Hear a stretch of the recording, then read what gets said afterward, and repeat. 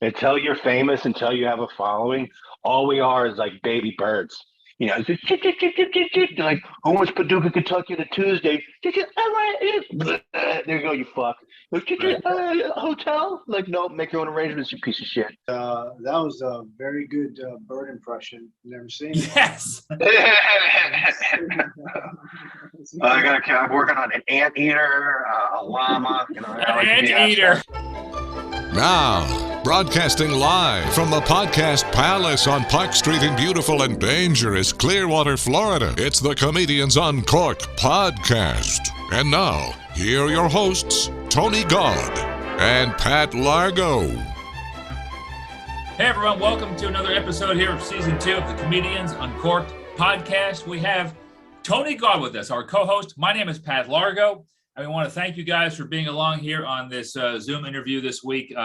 Great guest, Patrick Garrity, this week. Well, yeah, a couple of things I want to mention ahead of time is, first off, everyone on Spotify, something new. Tony Gaud gave me good news last week. It's now not just audio on Spotify. If you want to look at us and check out the video and see who we're interviewing, we now have a video capability also for our podcasts on Spotify. And of course, on our YouTube channel, Comedians Uncorked, and the website, comediansuncorked.com. So thank you guys for being a part of this and supporting Comedians Uncorked podcast.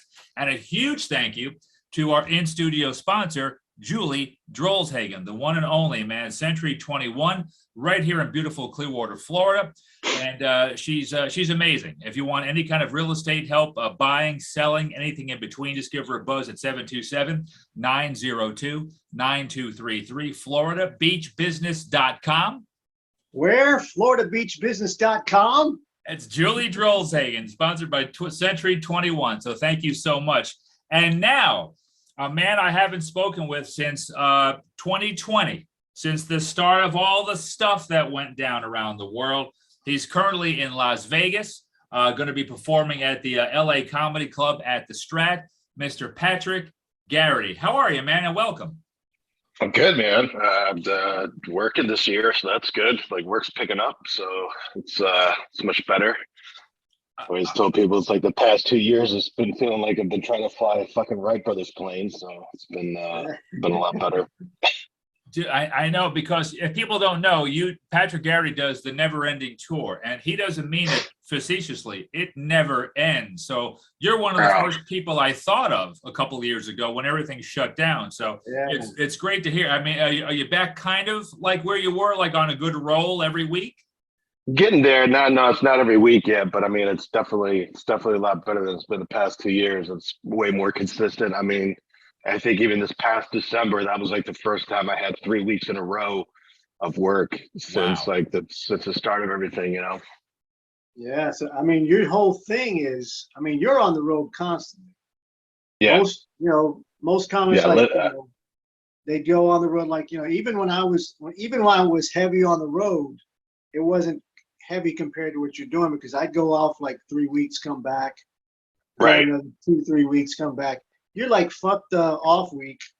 Yeah. I was like, my thing is like, most comics work the road. Like, I live on it, you know? Yeah. My rent just went up to $4.49 a gallon, you know? That's right. And walk people through that. You basically, that is your vehicle, is your home, but you just had some recently, like you said, a couple of good dick kicks this year. The 2022 kicked off. So it started out, yeah. Yeah, what happened there with the vehicle? So January started off, it was like $600 I had to put into it to fix it from overheating with the fans. And then February, the entire control arm came off the wheel, so that was $1,200. Jeez. And then the starter went out the week after that, so that was another $300. And then now, like, I was driving with my buddy. We were on our way from Tampa to Greenville, South Carolina, and then I picked him up from the airport. That at 2 a.m., like right outside of Jacksonville, the car broke down again, and I thought it might be something with the control arm, but there was a whole new slew of problems. They don't even make the part that it needed to fix it. So I was paying $100 a day for a rental, and then a buddy of mine just gave me a car that was sitting in his driveway for the past year. So I ended up using it. Now I'm driving. I got rid of that car, so now I'm driving this my buddy's car, this Nissan Maxima. So that's it. It's just Just trying to find something that works. Yeah, I blame most of that on Jacksonville. I mean, that's an evil town. A lot of shit happens in Jacksonville. Have you seen the Jaguars? Horrible. I mean, that's whoop. Oh God, Patrick. Oh, sorry about that. Jesus God, I thought I was going to end it right there. Yeah, I just jumped out a window. So I think it sounds like Patrick, like you're the only person that drives burner cars. People have burner phones they just get rid of. I mean, I'd rather not. I'd rather get something, but it's just like I can't. It's like every car I get knows I'm trying to get rid of it. So it's like anytime I get money saved, it's like, oh, sorry, look at that Hyundai. Just give it a cap. You need a 3D printer, man. You need one of those 3D printers that can print a car. Man. I'm looking into getting a fucking horse at this point.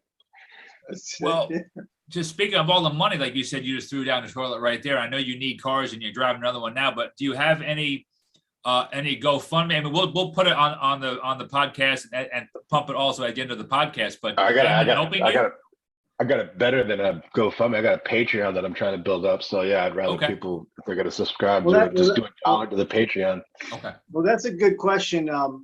Because you're, like you said, you're constantly on the road. So your expenses are very different than what most typical comics would experience because they're on and off the road. Mm-hmm. Now, how are you able, or how do you budget for those expenses? There's so much of it goes into the vehicles itself and the fuel. Right.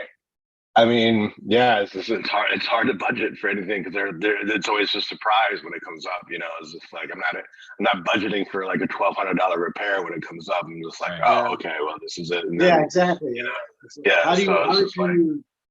So basically, you were talking about the Patreon. Now, is that helping right now with some of the funding with what you're doing? A little bit.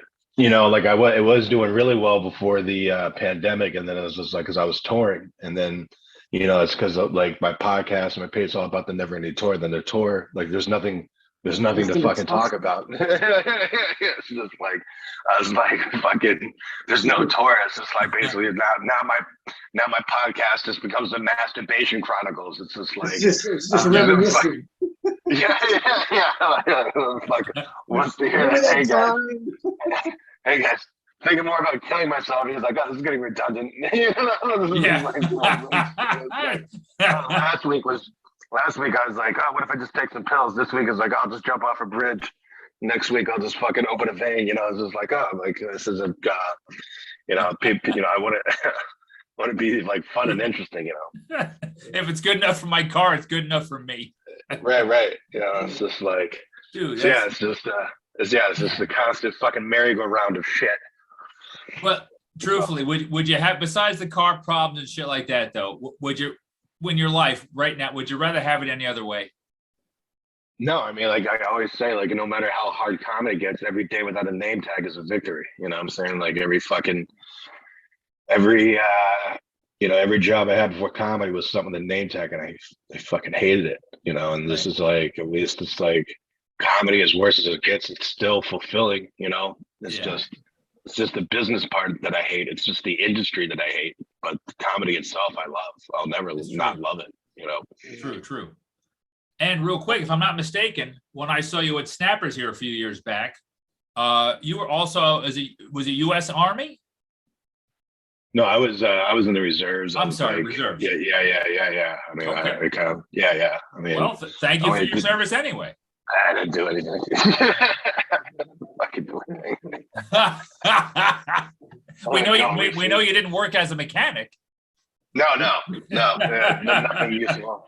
I just tell people if they're gonna thank anybody, thank for somebody that went overseas or something. Like but I appreciate it though. Thanks, man. Of course, man. That's awesome, man. Well, now I had a question. You were talking about the industry itself.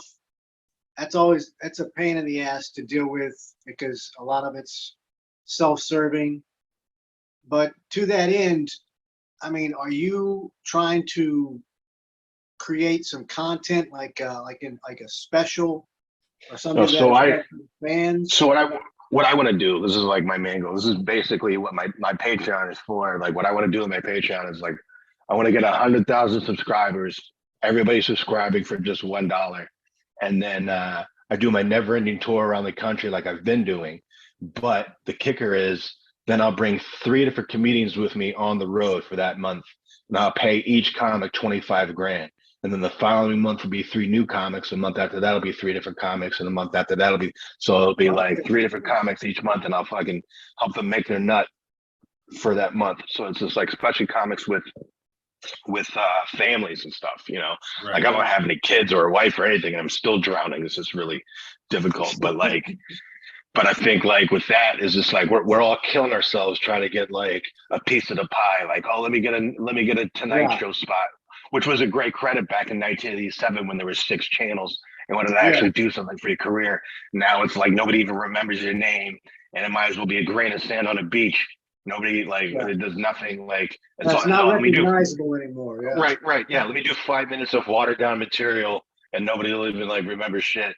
With my thing, it's just like at least I can build a following, and then like you'll have actual subscribers will be like getting to actually know these comics for the entire month. It won't be just a blip like, oh, I interviewed this. Like they'll follow them the entire month, and then I'll be able to give them a nice chunk of change, and then the following month will be like a whole new 3 comics, and there's no headliner. Like we'll all split the time, and we like one show I'll host, and the other 3 comics will find and rotate. Yeah, so that's like so throughout the month, right? You know, it's just like that's a really good idea, man. That's a really good system. Right. For you know,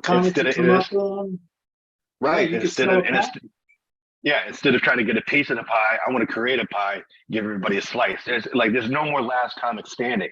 And fuck last comic standing anyway, because I'm so sick of shows that are competitions. My idea is a collaboration. We're all working together. And it's like, so like I have 3 different comics. So comic A, B, and C's fans will all hear about each other. My fans will hear about them. Their fans will hear about me. And then we all, it's like a melting pot. And then it's like, and then, you know, in the following year, I'll have a few guys or, you know, a few comics that I'll have like maybe yearly, but everybody else will be switched out, you know, at least, that's 20, 25. Yeah. You know what I'm saying? Like and I want it to be rotating. The people that have the inside scoop that get the previews are the people that are joining the Patreon. Like the tour, the tour itself, it's like, it doesn't mean like I'm an unknown comic, but fucking good. You know what I'm saying? There's a lot of unknown masters out there that you never heard of that are straight killers. Yeah. It's a pretty easy equation. It's like, how do you put together a killer show? Easy. Put all killers on the show. And after 20 years in this business, like I know who the killers are. You know what I'm saying? It's not that hard to like put this together. And it's just like, and then each month we're like in a different region of the country. You know, we're doing different clubs. Well, still sells tickets, but it'll be reasonably priced tickets. It's not going to hurt anybody's pocket to come see it live. You know, you're paying like over $100 to see Kevin Hart or Chris Rock. My show, you want to be paying like, you know, maybe $40 at most, you know, $10 per still got merch. Still got merch and all that great shit. Yeah, man. It's a good idea, man. That's what I want to do. That's the idea. That's coming out with some shit, everybody. Man, that's what I want, man. That's what I've been doing this a long time, and I'm just like, that's what I say. Like I don't have an agent or a manager or anything. I don't need one. I want to do my own shit. I want to like create my own thing, and I want to help other comics. I want to, because I know how brutal this business is, and I know how unforgiving it can be. And that's what I want. That's what I want to do. I want to be like, hey, let's just come with me. Everybody's like talking about getting on TV. I'm like, well, what if you could tour like Chris Rock for at least a month where you have a tour bus and we're working together, and like you don't have to worry about gas. You don't even have to worry about social media because I'll have a producer on there filming everything and putting all the content out there. You can just be on the tour and be funny for a whole month, and that's it. You don't have to worry about driving. You don't have to worry about gas. You don't have to worry about accommodations, all taken care of. Yeah, that's perfect. Yeah. That's how they do it. Yeah, right. So I'd be, you know, we're gonna push this as much as we can. You mentioned this when I saw you a while ago, and you had that idea, and I was like, that's a fantastic idea, and we're gonna push this Patreon, and hopefully, like you said, 100,000 people, $1 a piece. That's it. Yeah, and 100,000 people. That's a drop in the bucket. Actually, it's really not that much. It's pretty easy. And $12 a year. And here's another kicker that I had an idea for it. You ever heard of the Fen Treasure? What is it? The Fen Treasure. The Fen? No. Okay, so back in the 80s, there was this art dealer named Forrest Fenn who got diagnosed with terminal cancer. And he was an art dealer. So he had an idea. He was like, all right, I'm going to go out. But before I go, I'm going to put a treasure somewhere out there for somebody to find.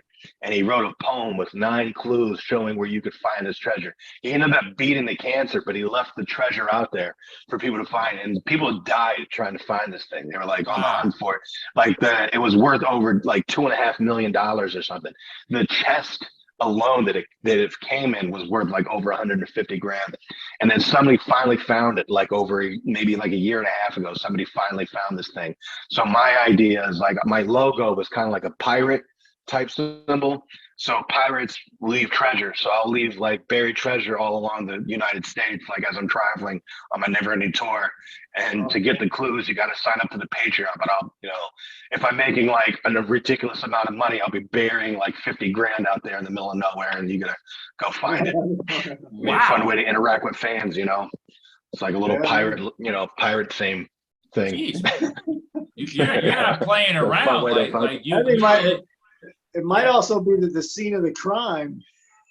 Yeah, no, I'm just having people kill each other to go get stuff. That's something. The cops are trying to get the information. Well, you got to join Patreon, man. I have the coordinates. Just give me $1. It's a simple thing. We're gonna get people to do this, man. I like it. I think that's part of the reason why it's such a good idea is because it's so simple, and it's just like, and people love discovering, especially artists that they've never heard of before. And comedy is just so full of them, like I always make it a point in my show when people come out, I go, I get it. I was like, I know you came out tonight. You're like, hey, there's a comedy show. You want to go check it out? Sure. Who's going to be there? Like, fuck, I don't know.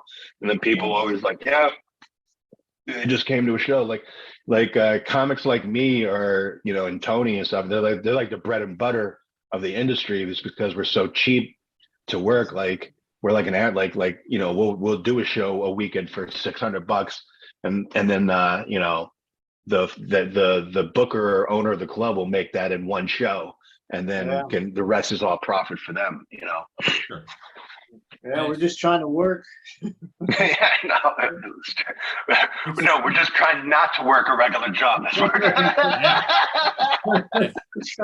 trying not to clock in. That's all I'm trying to do. Every day, that's the first thing. When my feet hit the floor, guys, I swear to God, I go, I'm not going back to a hotel or a supermarket gig. I'm not going back. I'm not doing it. I lose my house. Even if I wanted to, I tell people I can't do it now because I've been doing comedy for 20 years. I was like, what the fuck does that look like on an application? I was like, what do you mean? What's your job history look like? I'm like, not good. That's one of the things I say on mine too. It's like for the job application, they want to know reasons for leaving. I was like, couldn't take a joke.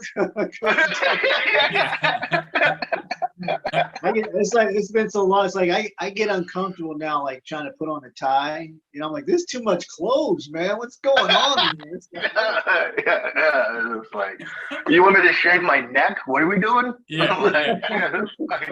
Dude, I love that. Off the beaten path, but we'll do the Patreon plug later, and we'll get this baby going because I love where your heart's at and your mind at, and making people happy, and I like what that whole entire idea. You mentioned about traveling different areas with these comics. Is there a certain area around the country? I know you're in Vegas partying it up now for shows, but is there a certain part of the country or a certain state that you like the best, like you would love going to that for shows or just in general? I get that question a lot, man, and it's like I honestly cannot pick a single one just because every place has its own thing, and for me it's the people. I go like, people, where's your favorite place to go? And my response is always, any place you go is only as good as the people you know when you go there.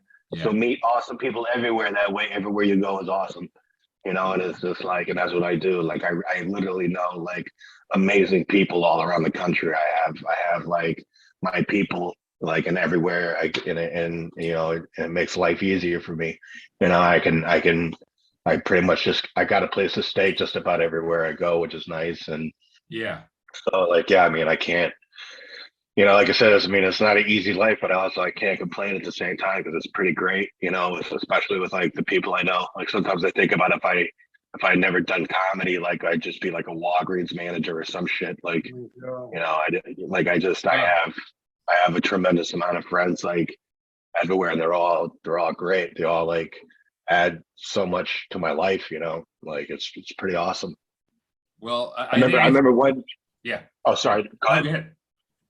So I remember one time I was hanging out with a friend of mine, and she's like, you know, she's like a mom with a couple kids, and she was like, she kind of peeked over my shoulder. I was like scrolling through my Facebook, and she goes, "Your Facebook looks way different than mine." She's like, "Yours looks way more fun and interesting." I'm like, "Yeah, I have 2,000 comedians on my Facebook page that are posting amazing shit like all the time." She's like, "Yeah, I just get like Elf on a Shelf and Starbucks pictures and moms taking pictures of their stupid kids." I'm like, "Yeah, that sucks." I was like, mine's awesome."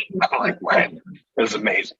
You know, like it's like nonstop memes and funny videos and shit, dude. It's just like, yeah, my Facebook and my social media stuff is awesome because of that reason, you know. Yeah, tell that kid to learn how to write some dick jokes and like get that life more.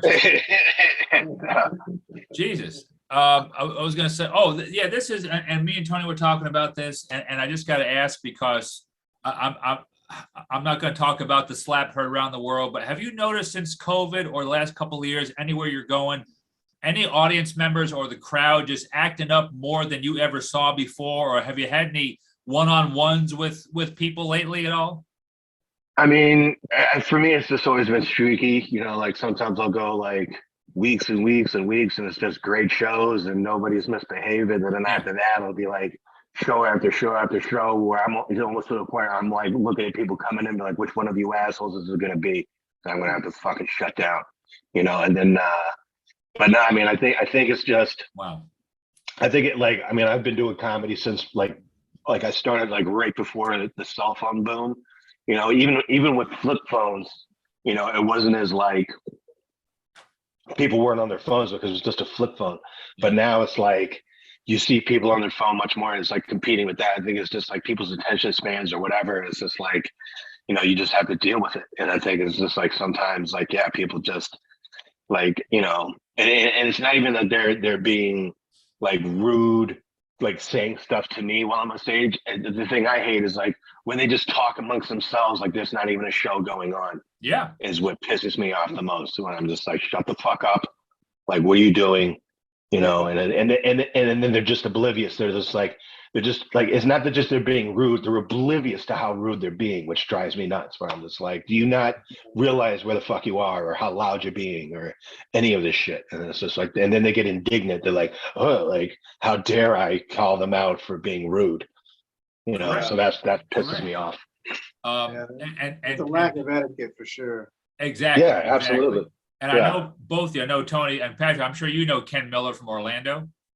Oh, very well. Ken, yeah. So he just posted something. I'll give you the truncated version. He did a show at another club here in Orlando that I was at in December, a great little place in the Winter Park area. Long story short, he goes, "Hey guys, I got good news and bad news. Thanks to my opener and the feature, I dropped the mic. We had a great crowd. Man, we just killed it. Pure fire. The bad news is someone else disrespecting comedy." And he said it real quick. He said it was a guy in the front row, I guess, with a girl, his date for the first time. And he's just talking. But like, and you know what, when you're on a mic, they start talking louder because you're already loud and they're competing against you. So Ken said, "Hey man, can you just keep it down?" He's like, "No, man." He goes, "I don't know this girl. We're on our first date. I'm just trying to get to know her." That's what this guy's response was during a show. So, all right, my skin is, my hair is already. I could just kill someone just by hearing that. My blood's boiling. No, I'm already like subtle rage, like building inside. Right? Like I feel it. So Ken goes, "Hey man, can you just you know, take it to the back?" And he goes, "The guy. She doesn't need to get to know you. You're a prick." Yeah, like, right. You go. You're a fucking rude prick. And so that's all she needs to know about you. You fuck. So he escalates it. The guy says to Ken, "No, man, just do your thing. I you know, like, leave me alone." And so finally he got security and they got him out of there. I mean, but like you said, just the gall of people to have this conversation. Yeah, the audacity, where the temerity of it, where you're just like, It's what crazy. the fuck? Yeah.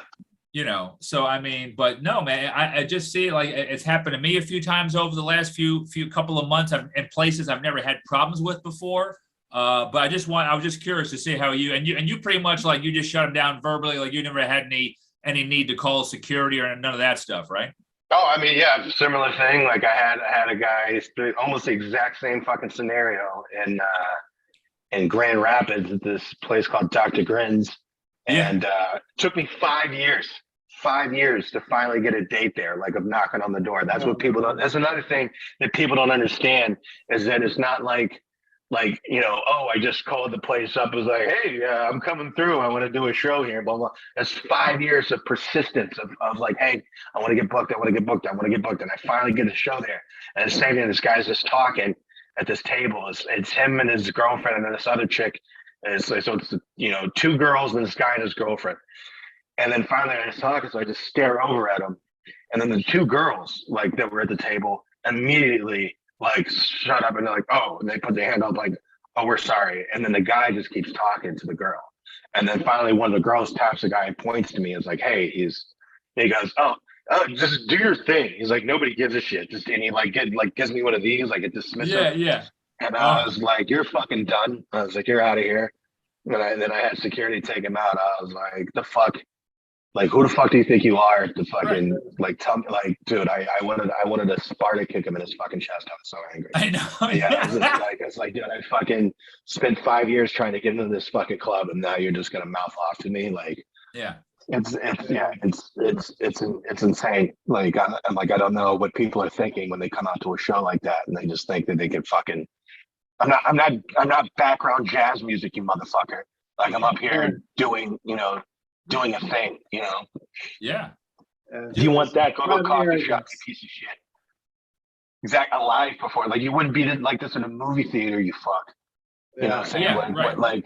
Why did you do when there's a live performer that can interact with you and call you out and make you out to be a piece of shit? I never hear this happen. I never hear this happen during Hamilton or Cats. I never hear anyone going, oh, I can act like that. Let me on stage. I never heard anyone doing that.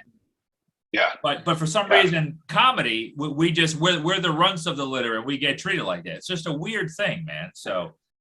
Hey, buddy, listen, you're about to get no pussy ever from this girl. Want to know why? Because you're getting kicked out. Goodbye. Right. Have a good one. Fucking girls hate being kicked out of public places. That doesn't really fucking get the juices flowing, you fucking idiot. That's right. You see, now real quick, Antonio, see, that's another reason why we do this.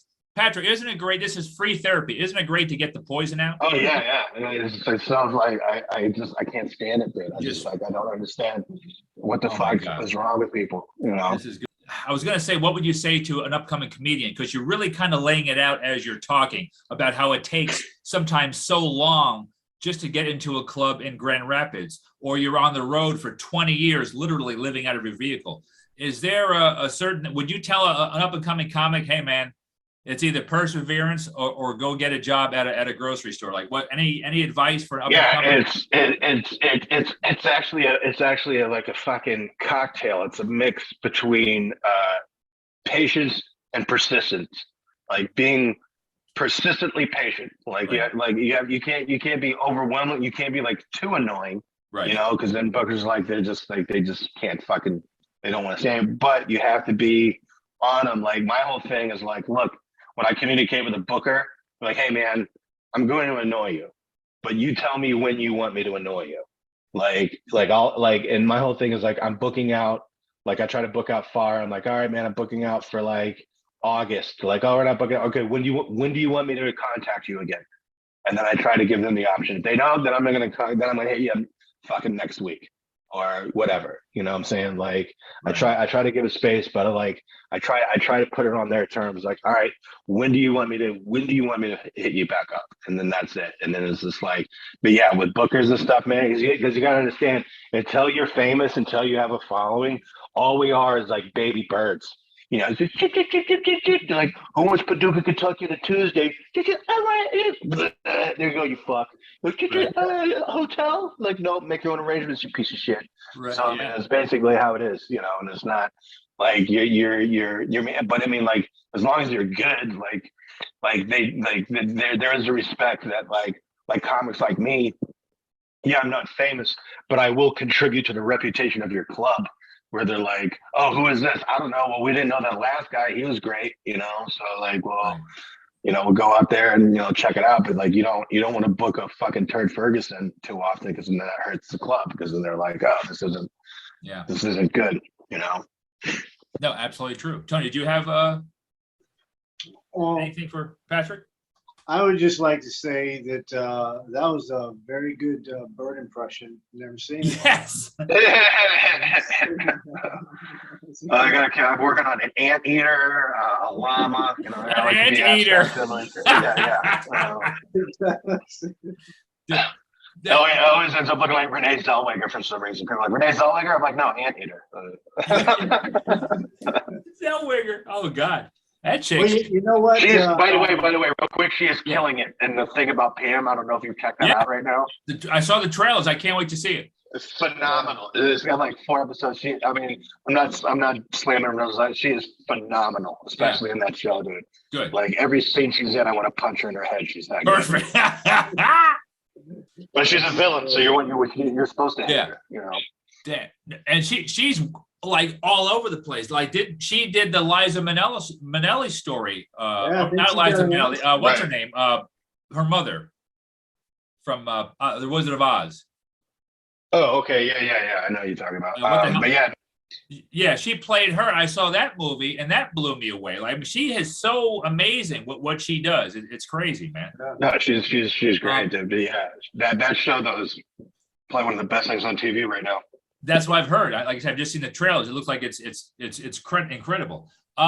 Dude, and we really appreciate you hanging out with Tony and me, and just and I know you got shows tonight here, and we'll get with that a little bit later, but with what you're doing and everything you're doing and driving around the country and everywhere else doing comedy, where is Patrick Garrity in 5 to 10 years down the road? What do you, anything you want to be doing, or what do you think? I'm hoping in 5 to 10, like I'm closer to 5. I hope is that like I'm going to be on the road with 3 different comedians each month, paying them each $25,000, you know, and like helping their careers and like helping other comics that you know, that are talented and that like, you know, that like it's weird because you have to wait for like some agent to tap you on the shoulder or some agency to help you along the career. Man, screw that. Like I we live in the age of the internet. We can do stuff ourselves. Like I want to help comedians be like, hey, you're gonna be on tour an entire month. We're gonna work great clubs and have fun shows, and you're gonna work with 3 other great comics, and here's $25,000 at the end of the month, you know, to help you along your way, that you can go back if you have a wife and kids, or if you have a husband and kids, that you can be like, hey, I just got off the, like, you're gonna be on the road for a month anyway, you know, doing, and like if you work an entire month of work, like you're lucky to come back with maybe $2,000 if that's a good month, you know, like you did well on the road, you know. So like I want to give them their nut, you know, because it's like, that's what people don't understand. Is it's like 1 month you'll work a club and you'll make $1,000. The next week you work a club and you make $600. The next week you get nothing because the booker wouldn't get back to you. The week after that you got 2 one-nighters. You're making $200. You know, it's just like that's how it is. You know, it's just like so up and down. You know. You're exactly right, man. Well, dude, I want to get with you here about where can people get a hold of you. Please mention clearly your Patreon, so how people can get onto that and then see you and then support you in this big goal that you got going on. Yeah, Patreon's easy. It's just my name. If you look up my name on Patreon, just go to Patreon, put in Patrick Garrity, Garrity, and it's right there. It's low enough. You can just $1 is all you need to sign up for it. You won't even miss it. And then, you know, of course, my Facebook is my name, Patrick Garrity, and then Twitter is my initials, PG Road Dog, and then Instagram is Garrity Grams with a Z, GRAMZ, Garrity Grams. I love it. Okay, good, man. And we'll do that. And of course, again, see, I know you just did a little Florida tour. So the next time, since we're based in Florida, next time Patrick Garrity gets anywhere in Florida, please go see him. If you ever need a room, I think I speak for Tony. We got my place or Tony. We'll get you around. I'll tell you, I'll sleep on your guys' couches. You got it. I only got a big lazy dog here. He doesn't bite. So, yeah, he'll be good, man. So, But we're going to wrap this baby up, man. Thank you so much for spending some time out there in Vegas. I hope you have some great shows. Yeah. Thanks so much for having me, man. Appreciate it, guys. You bet. And that's Patrick Garrity right there. He's at the LA Comedy Club at the Strat this week here and weekend in Las Vegas. If you're in the area, go see him. Drive an hour or two. Who cares? He's a great comedian. He's got great ideas. This is what we like. We got a lot of people to thank. First off, my co-host, Tony Gaud. It's great seeing you, brother. I'm glad that the show is feeling a little better. I had to be here, man. I couldn't let my broken limb stop me. Thank you. Man. I haven't seen it in a bit. So. I love it. I appreciate it, you look great. Your beard looks fantastic. I love it. I can't shave. We want to thank, of course, most importantly, you guys on Spotify, all the platforms. Again, we have video of our podcast now on Spotify, our YouTube channel, comediansuncorked.com. We put on our YouTube channel, not just our podcast every week, and we'll be doing season 3 starting soon, but we do different elements where they add a question of the week, stuff like that, all on our YouTube channel. Please say hi to us, comment, click subscribe. We really appreciate that so we can have more great guests like Patrick Garrity on, and hopefully we'll have him on sometime down the road soon. Thanks again, Julie Drollshagen of Century 21, FloridaBeachBusiness.com, 727-902-9233. For Tony Gaud, my name is Pat Largo. Laugh, you deserve it, and you're listening to the Comedians Uncorked podcast.